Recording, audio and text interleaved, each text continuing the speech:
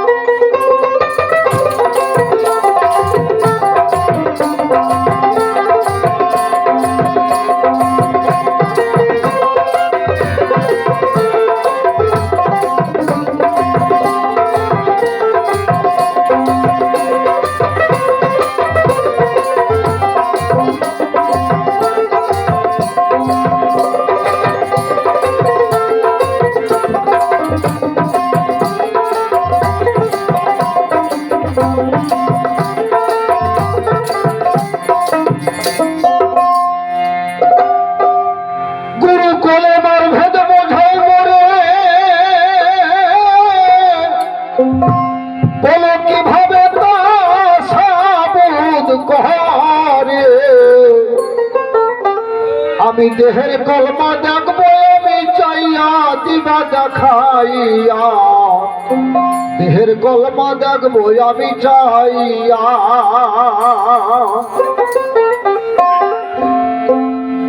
কালাম হইতে কলমা হলো, হবে বলো তাকে আনিল, কোন জায়গা থেকে গেল জমা হইয়া, বলে গুরুধর, কোন জায়গাতে গেল জমা হইয়া। আবার সেইখান হতে কোন পথে যাই গো ভক্তের কলমেতে, সেইখান হতে কোন পথে যাই গো ভক্তের কালে বেতে, কেমনে যাই কলম জারি হইয়া দিবা দেখাইয়া, কলমা ছোড়া দেখবো আমি চাইয়া, কলমা ছোড়া দেখবো আমি চাইয়া, দিবা দেখাইয়া, কলমা ছোড়া দেখবো আমি চাইয়া।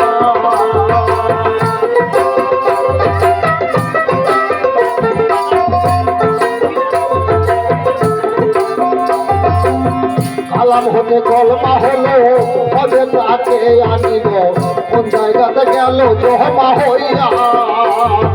কালাম হতে কলমা হলো, হবে তাকে আনিল, কোন জায়গাতে গেল জমা হইয়া। সেইখান হতে কোন পথে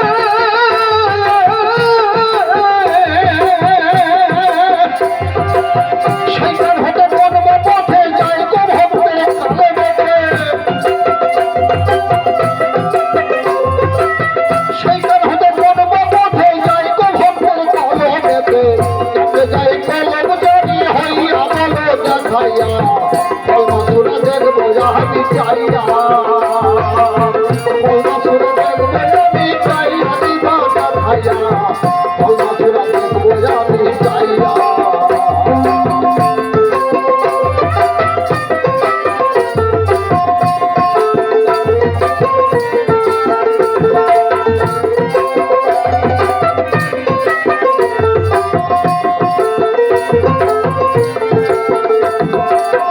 কলেমার কি নকশায় আছে তুই জানতে চাই আমি তোমার কাছে, তাই তো ডাকি দয়াল বাবা কইয়া।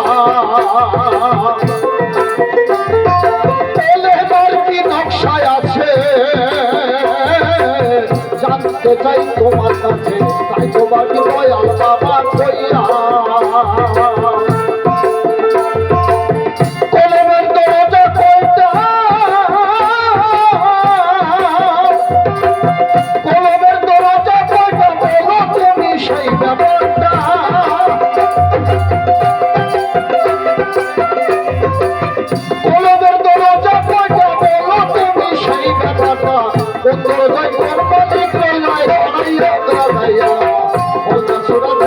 আমি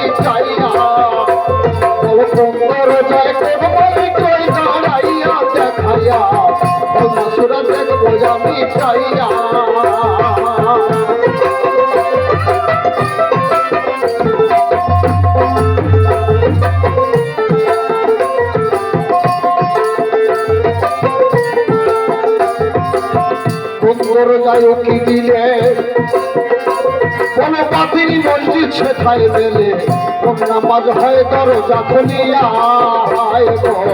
কোন নামাজ হয় দরজা খুলিয়া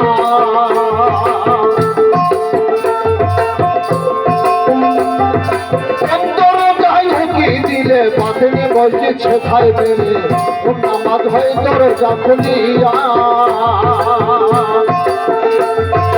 একটা পাখি ইমাম হইয়া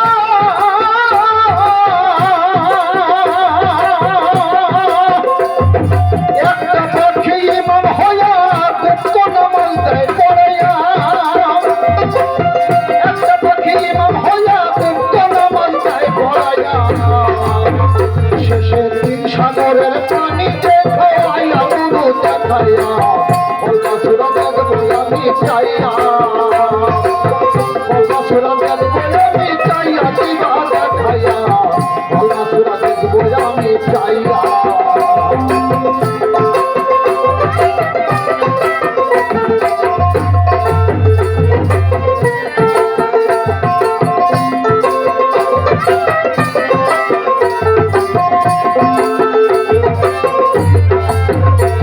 সরকার রশিদ বলে এই জায়গাতে বলে তুমি কোরআন মধ্যে তাই তো ডাকি দয়াল বাবা কইয়া সরকার রশিদ বলে এই জায়গাতে বলো কথা কোরআন মধ্যে তাই তো ডাকি দয়াল বাবা কইয়া সত্য জবাব দিতে হবে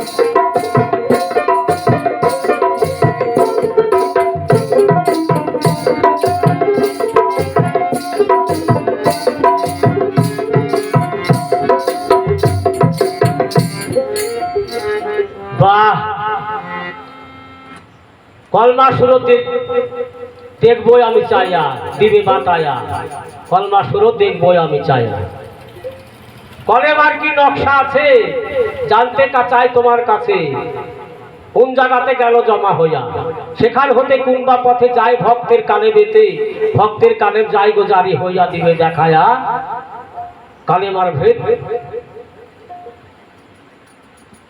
দিবে আমায় দেখায়া তুমি কালেমার ভেদ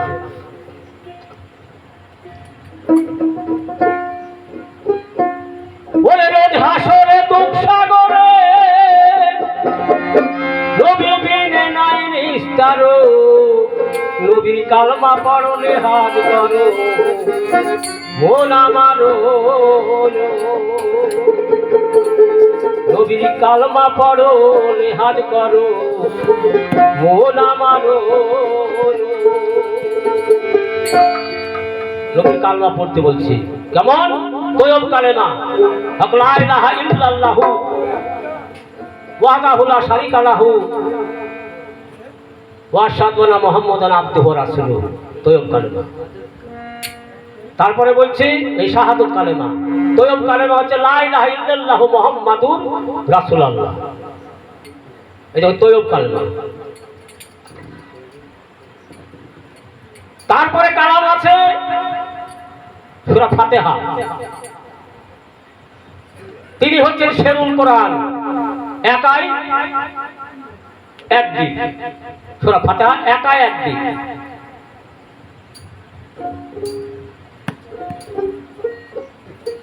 তারপরে কালাম আছে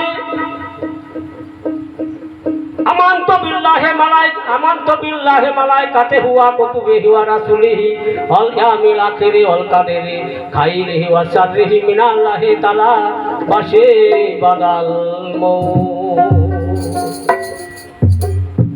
এই দাও কালাম। এই কালাম তোমার জিন্দা থেকে বাবা মউত পর্যন্ত বা মৃত্যু পর্যন্ত তোমার সাথে থাকবে।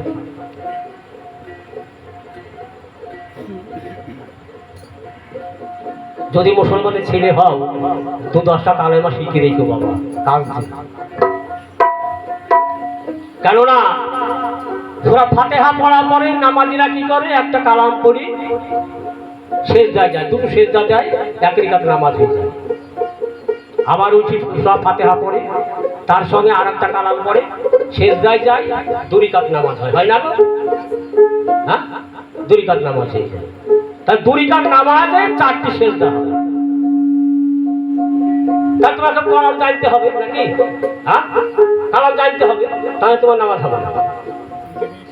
কেউ যদি বাবা একটু দায়িত্ব মেহতাল ইমামের দোষ দিই, হয়তো 2 মাস চালাতে পারে, কিন্তু নিজে কিছু শিখতে হবে।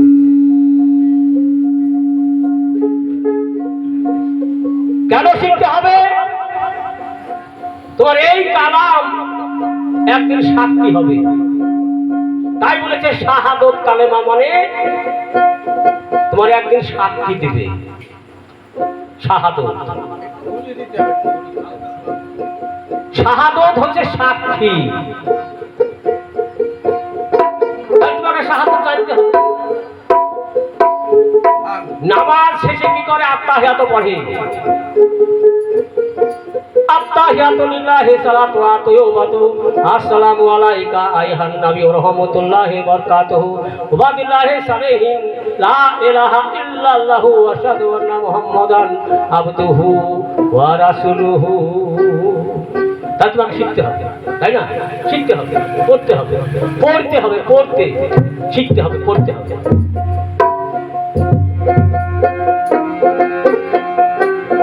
নবীর কলমা তালা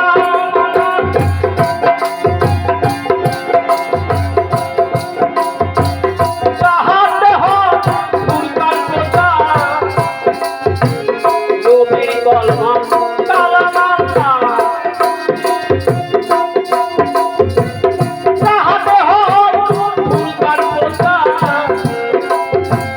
যত সেটা তাহার মাঝা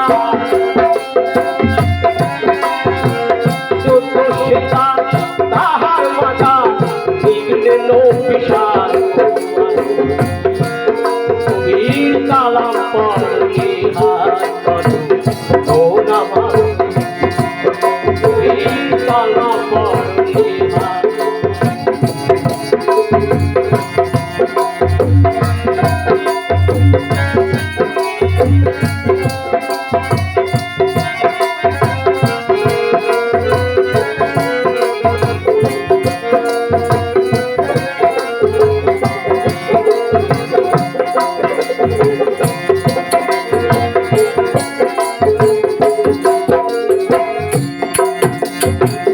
নবীর কলমা আপনাকে চিনা যেতে নাই গো তাকে চিনা, যেতে নাই গো তাকে চিনা। নবীর কলমা আপনাকে চিনা ও যেতে নাই গো তাকে চিনা। আপন শিনা চিনে ডাকে না, আপন শিনা চিনে ডাকে না, সখিনার মর্ম পাবি না। আপন শিনা আমার আপন শিনা চিনে ডাকে না, এবার নবী চালু আলু কালাম পড়ো রেহান করো মোনা মারো মোনা মারো কালাম পড়ো রেহান করো।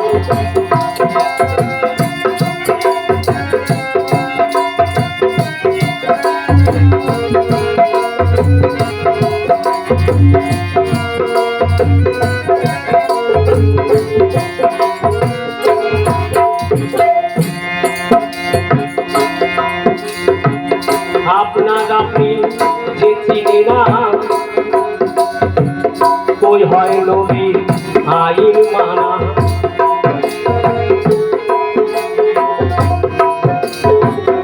আপনারা কি যে চিনে না, যে চিনে না, যে চিনে না,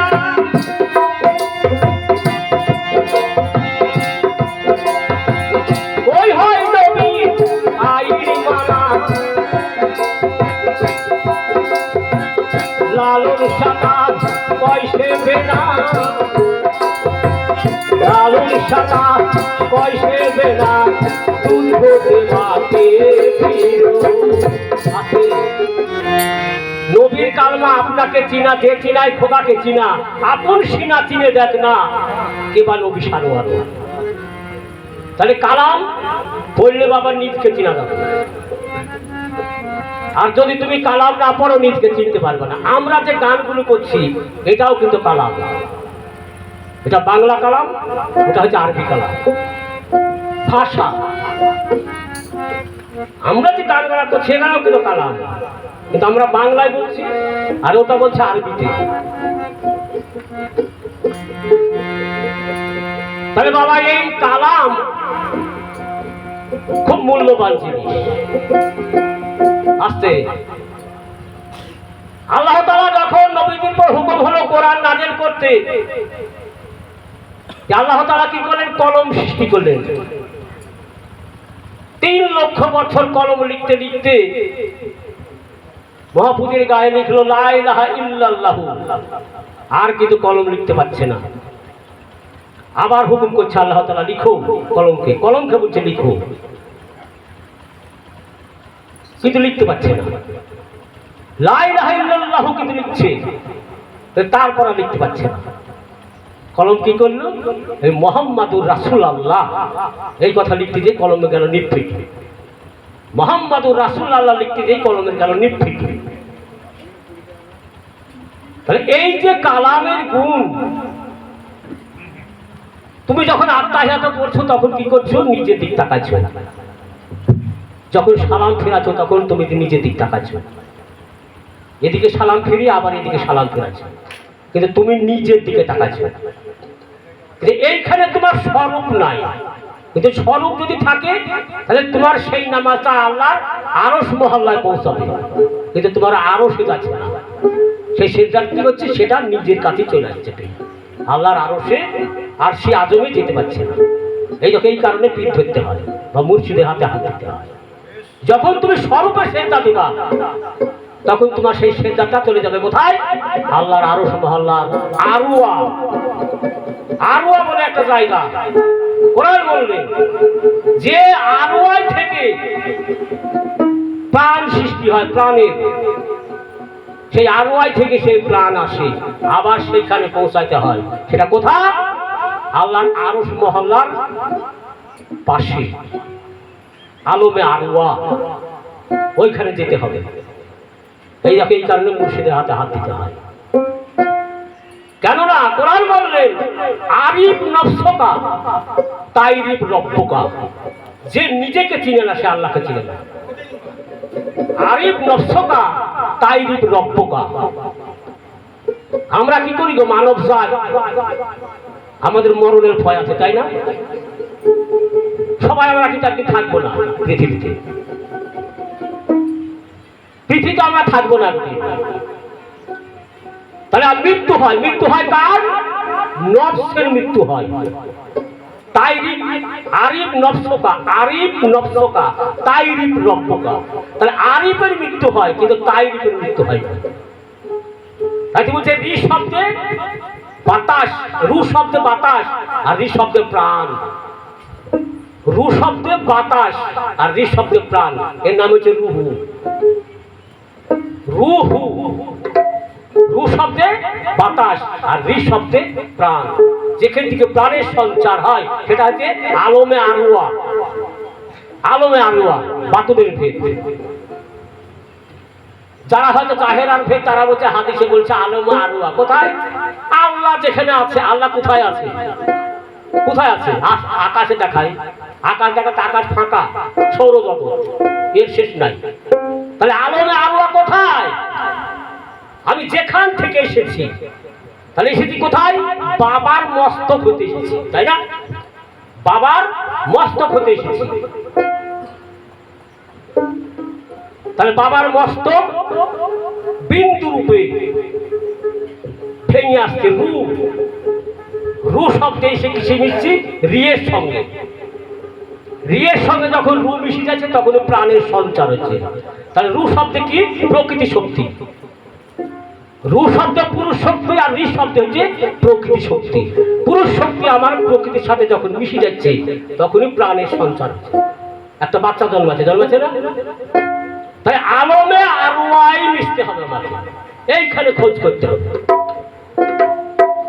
আলমে আরওয়া মানে এইখান থেকে বাবার মস্তক থেকে এসেছি বিন্দু রূপে ভেঙে, আবার সেইখানে আমাকে মিশতে হবে। তাই বলেছে আরিফ নফসকা তাইরিফ রব্বকা। মরণ হয় নফসের, রুহু মরে না। মনসুর মৌলানা বলে কে বলে মানুষ মরে? মানুষ মরে না, রুহুর পতন নাই, রুহু মরে না, রুহু সবসময় তাজা। তোমার ঘরটা অচল হয়ে যাবে, আর এক ঘরে বাসা বাড়িবে, নতুন একটা ঘর বাড়ি সেখানে বাসা বাড়িবে, মরবে না।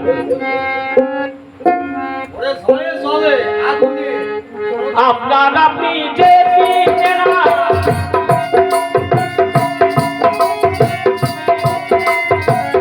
ওই হয় নবী আইন মানা।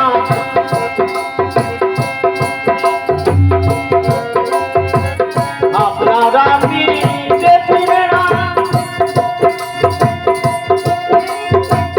ওই হয় নবী আইন মানা। লালন সাদা পয়সে বেনা তুলুতে মাঝে তারা পড়লে হাত করো মোনা মারো মোনা, তারা পড়লে হাত করো।